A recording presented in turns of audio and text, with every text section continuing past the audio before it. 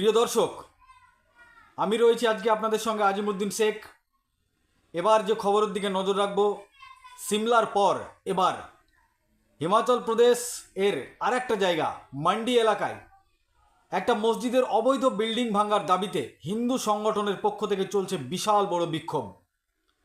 জোরদার বিক্ষোভ চলছে মান্ডি এলাকায়। হিন্দু সংগঠনের দাবি মসজিদের অবৈধ অংশ ভাঙতে হবে। এই দাবিতে বিশাল বড় বিক্ষোভ হিমাচল প্রদেশের মান্ডি এলাকায়। নগর নিগমের পক্ষ থেকে মান্ডি মসজিদের কারেন্ট ও পানীয় জলের সংযোগ কেটে দেওয়া হয়েছে।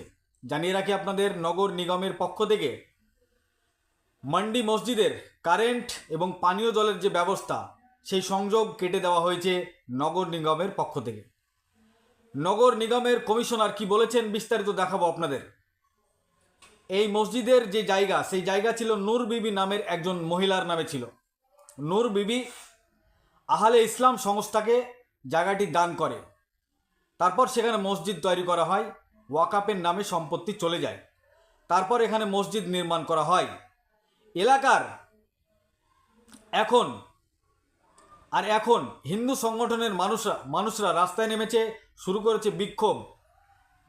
হিন্দু সংগঠনের দাবি মসজিদের অবৈধ অংশ ভাঙতে হবে। এই দাবিতে চলছে জোরদার বিক্ষোভ মান্ডি এলাকায়। সেই ছবি আপনাদেরকে দেখাবো এবং কমিশনার কি বলেছেন, নগর নিগমের কমিশনার কি বলেছেন বিস্তারিত বক্তব্যও শোনাবো আপনাদের।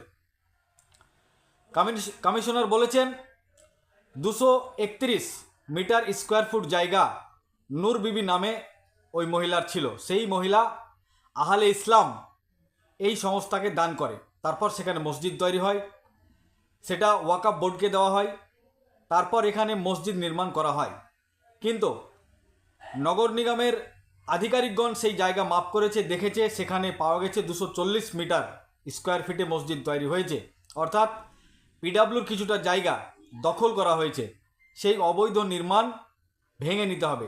এই দাবিতেই চলছে বিক্ষোভ হিন্দু সংগঠনের পক্ষ থেকে। তো কি বলেছেন নগর নিগমের কমিশনার, বিস্তারিত শুনুন তিনার মুখের বক্তব্য। এই ভিডিওটি যারা দেখছেন সবাই শেয়ার করবেন, লাইক করবেন আর চারিদিকে ছড়িয়ে দেবেন।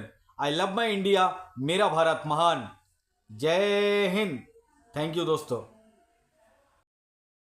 সূত্র ইন্ডিয়া টিভিতে এই খবরটি চলছিল।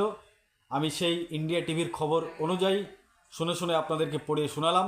অবশ্যই ভিডিওটি সবাই শেয়ার করবেন। ধন্যবাদ।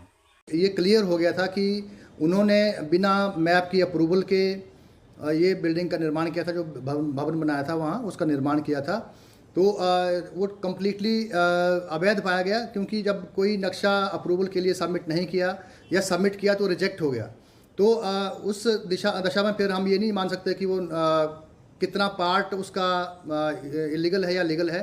वो पूरी बिल्डिंग ही इलीगल हो जाती है। जो उनका अपना अहले इस्लाम के नाम पे जो लैंड है वो 231 स्क्वायर मीटर है। जो हमारे लोगों ने नापा था, वहाँ पर मेज़रमेंट किए थे, उसके हिसाब से 240 स्क्वायर मीटर वो निकली थी।